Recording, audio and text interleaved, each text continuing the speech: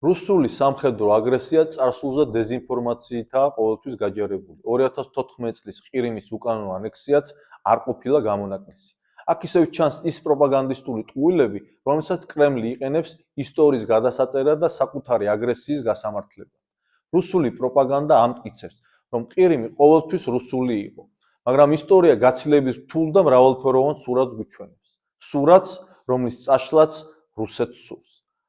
ბევრად ადრე, სანამ რუსული იმპერია 1783 წელს ყირიმს დაიპყრობდა, ნახევარკუნძული ცივილიზაციების დაჯვარედინი იყო. ის უძველესი ბერძნების სახლი იყო, რომლებაც მისი სანაპიროების გასწვრივ კოლონიები დაარსეს ჯერ კიდევ ძველი წელთაღრიცხვით მე-6 საუკუნეში. მოგვიანებით ის ბიზანტიის იმპერიის ნაწილი გახდა, რასაც მოჰყვა გენუელების, მონღოლებისა და ოსმალეთის იმპერიის გავლენის საუკუნეები. თითოეულმა ამ კულტურამ თავისი კვალი დატოვა ყირიმზე, რაც მის უნიკალურ იდენტობას ქმნის.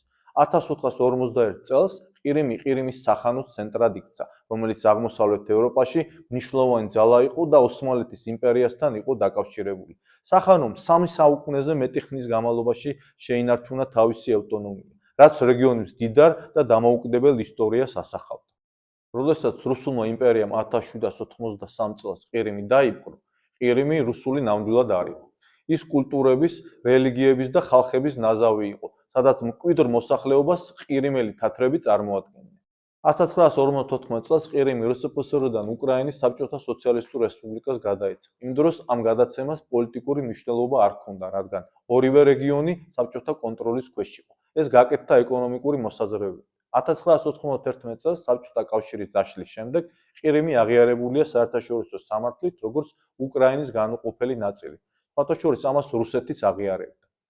კრემლის მტკიცება, რომ ყირიმი ყოველთვის რუსული იყო, უგულებელყოფს მრავალფეროვან ისტორიას და იმ ფაქტს, რომ უკრაინას აქვს ყირიმზე სამართლებრივი სუვერენიტეტი უკრაინის დამოუკიდებლობის შემდეგ. ამ სიცრუის გავრცელებით რუსეთი ცდილობს ისტორიის გადაწერას, რათა გაამართლოს ყირიმის 2014 წლის უკანონო ანექსია. ტიმოთი სნაიდერი აღწერს ამას, როგორც მარადიულობის პოლიტიკას, სტრატეგიას, სადაც ისტორიული ნარატივებით შეთხზული ან დამახინჯებულია იმპერიული ამბიციების ხარდასაჭერად. ყირიმის ანექსია არ იყო მხოლოდ აგრესიის აქტი. ეს იყო მრავალსაუკუნოვანი ისტორიის წაშლისა და მისი ერთი ყალბი ნარატივით ჩანაცვლების გათვლილი მცდელობა. კრემლის პროპაგანდა ამტკიცებს, რომ ყირიმის 2014 წლის ანექსია ისტორიისა და ხალხის ნებით გამართლებული იყო.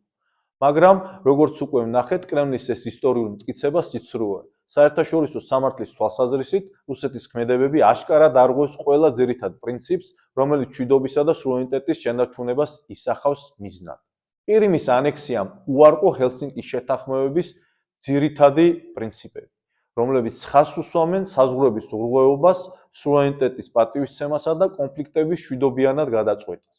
რუსეთის ქმედებები არღვევს გაეროს ქარტიასაც, რომელიც კრძალავს ძალის გამოყენებას საზღვრების შეცვლის ან სხვა სახელმწიფოს ტერიტორიული მთლიანობის შესუსტების მიზნით. უფრო მეტიც, 1994 წლის ბუდაპეშტის მემორანდუმი, რომელსაც თავად რუსეთმა მოაწერა ხელი, უკრაინას ტერიტორიული მთლიანობის პირდაპირ გარანტიას აძლევდა ბირთვული იარაღის ნებაყოფლობით გადაცემის სანაცვლოდ. ყირიმში შეჭრითა და მისი ანექსიით რუსეთმა დაარღვია საკუთარი დაპირებები და ის შეთანხმებები, რომელთა დაცვაც თავად აიღო ვალდებულება. 2014 წლის მარტის ეგრეთ წოდებული რეფერენდუმი არც თავისუფალი იყო და არც სამართლიანი. ის შეარაღებული რუსი ჯარისკაცების მეთვალყურეობის ქვეშ ჩატარდა და აშკარად არღვევდა უკრაინის კონსტიტუციას, რომელიც ნებისმიერი ტერიტორიული ცვლილებებისათვის ეროვნულ თანხმობას ითხოვს. ბიულეტენზე მოცემული ვარიანტები ძლიერად მანიპულირებული იყო და არ სთავაზობდა რეალურ არჩევანს რეგიონის უკრაინის შემადგენლობაში დარჩენისა. ეგრეთ წოდებული რეფერენდუმის შედეგები გაყალბებული იყო, რათა უკანონო ოკუპაციისათვის ლეგიტიმაციის იერი მიეცა. ტიმოთი სნაიდერი ამას სამართლიანად უწოდებს კანონიერების სპექტაკლს, სადაც კანონიერების ილუზია გამოიყენება აშკარა აგრესიის დასამალად. საერთაშორისო თანამეგობრობამ, მათ შორის გაერთიანებულმა ერებმა, უარყო რეფერენდუმი და ანექსია უკანონოდ გამოაცხადა. მიუხედავად ამისა, კრემლი კვლავ აგრძელებს მითის გავრცელებას, თითქოს ყირიმის ანექსია თვითგამორკვევის აქტი იყო. გამოჩენილი ისტორიკოსი ანდრიას უმლანდი ყირიმის ანექსიის თაობაზე ამბობს: ყირიმის ანექსია არ არის მხოლოდ რეგიონალური კონფლიქტი, არამედ ღია გამოწვევაა გლობალური წესრიგისა, სუვერენიტეტისა და საერთაშორისო სამართლის პრინციპების წინააღმდეგ. ამ უმძიმესი უკანონობის შედეგები უკრაინას ბევრად ცდება. საერთაშორისო სამართლის უგულებელყოფით რუსეთმა სახიფათო პრეცედენტი შექმნა, რაც გლობალური წესრიგის გამოწვევას და სხვა ქვეყნების უსაფრთხოებისადმი მხარას იწვევს.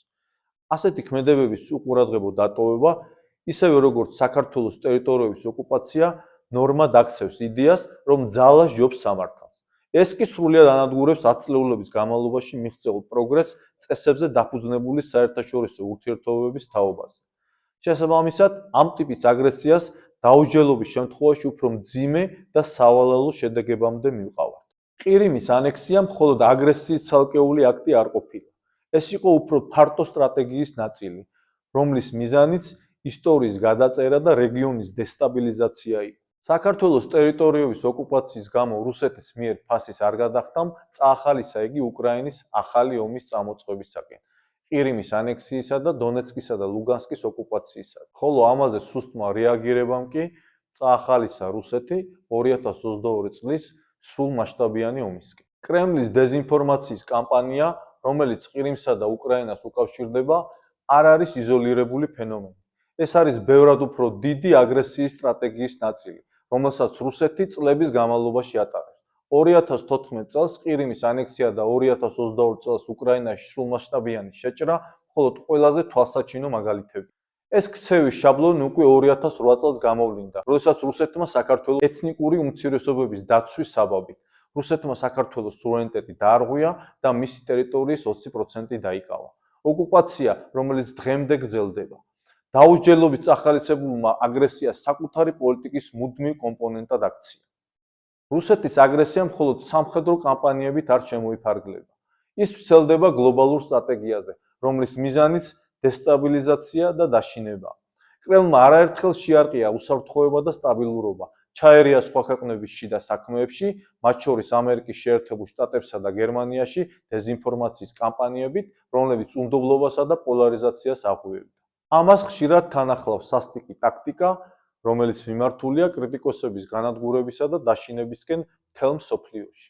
ისეთი მაგალითები, როგორიცაა ზელიმხან ხანგოშვილის მკვლელობა ბერლინში 2019 წელს, სერგეი სკრიპალისა და მისი ქალიშვილის მოწამვლა დიდ ბრიტანეთში 2018 წელს, ალექსანდრ ლიტვინენკოს მკვლელობა რადიოაქტიური პოლონიუმით 2006 წელს, ნათლად აჩვენებს კრემლის ზადყოფნას გადალახოს ყველა ზღვარი.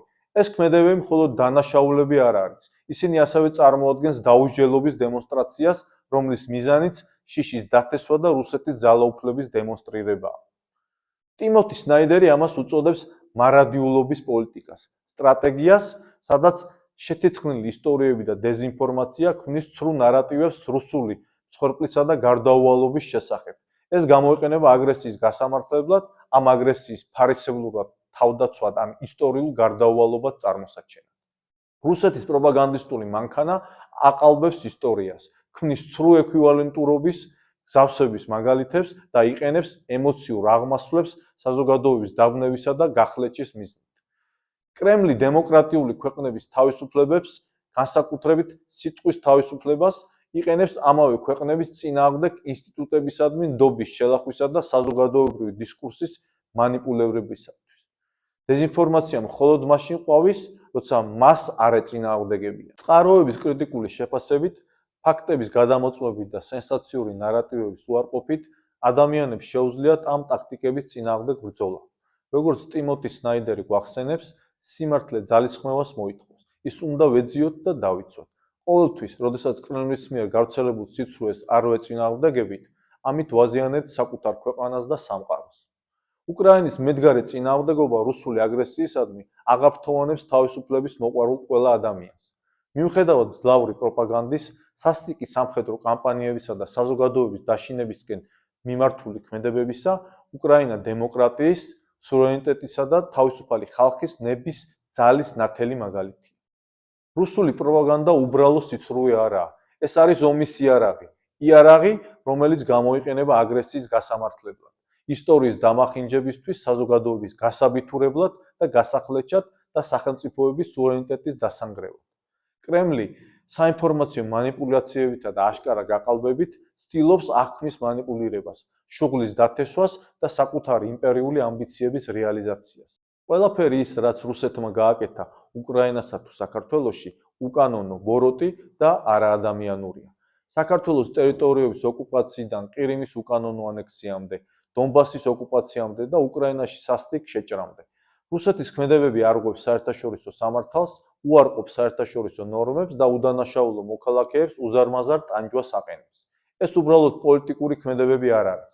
ეს არის დანაშაულები კაცობრიობის წინააღმდეგ, რომლებიც რუსეთის მიერ მორალისა და სამართლიანობის აბსოლუტურ უგულებელყოფას ავლენს. პროპაგანდა კი არის საწვავი, რომელიც კვებავს ამ უკანონო ქმედებებს. ქმნის ყალბ რეალობას, სადაც აგრესია გამართლებულია და პასუხისმგებლობა თავიდან არიდებულია. დეზინფორმაცია არღვევს ნდობას საზოგადოებებში, ხლიჩავს მათ, საფრთხეს უქმნის დემოკრატიას. დეზინფორმაცია უბრალოდ სიცრუე არ არის, ესაა თავდასხმა რეალობაზე. კრემლის დაუსრულებელი ტყუილების კამპანია მხოლოდ საერთაშორისო საკითხებს და პოლიტიკას არ შეეხება. ის გამოიყენება რუსეთში უმძიმესი კორუფციული რეჟიმის შენარჩუნებისათვის. პუტინი და მისი გარემოცვა პროპაგანდას იყენებენ ამ კორუფციული რეჟიმის შესანარჩუნებლად, განსხვავებული აზრის ჩასახშობად და ძალაუფლების გამყარებისთვის. პუტინის რეჟიმს აქვს განცდა, რომ მსოფლიო თვალს დახუჭავს მის ბოროტებაზე, მიიღებს მის დამახინჯებულ ნარატივებს, რომლითაც იგი ცდილობს გარკვეული გამართლება მოუძებნოს კრემლის აგრესიას.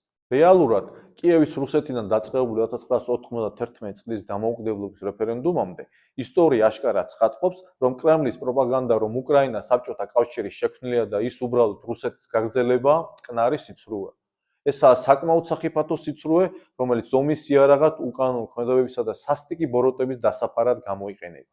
ამასთანავე, სამართლებრივი თვალსაზრისით, უკრაინის სუვერენიტეტი და ტერიტორიული მთლიანობა გარანტირებული და დადასტურებულია ყველა შესაძლო საერთაშორისო შეთანხმებითა და საერთაშორისო სამართლის პრინციპით, მათ შორის ისეთი დოკუმენტებით, როგორიც არის ჰელსინკის დახსნითი აქტი, გაეროს ქარტია და ბუდაპეშტის მემორანდუმი. ყველა ამ დოკუმენტზე რუსეთის ხელმოწერაც არის. უკრაინელი ხალხის თავგანწირული ბრძოლა საკუთარი თავისუფლებისათვის კრემლისტური პროპაგანდის მარცხის დასტურია. მიუხედავად ციცრუის კამპანიებისა და სასტიკი სამხედრო აგრესიისა, უკრაინამ მტკიცე დგას. უკრაინა თავისი ბრძოლით არა მხოლოდ საკუთარ თავისუფლებას იცავს, არამედ იცავს თავისუფლებისა და სუვერენიტეტის პრინციპებს. ასე რომ, უკრაინის მხარდაჭერა ამ ომში არა მხოლოდ მისი სუვერენიტეტის მხარდაჭერაა, არამედ ამ პრინციპების მხარდაჭერაცაა, რომლის გარეშეც მშვიდობა და დემოკრატია წარმოუდგენელია.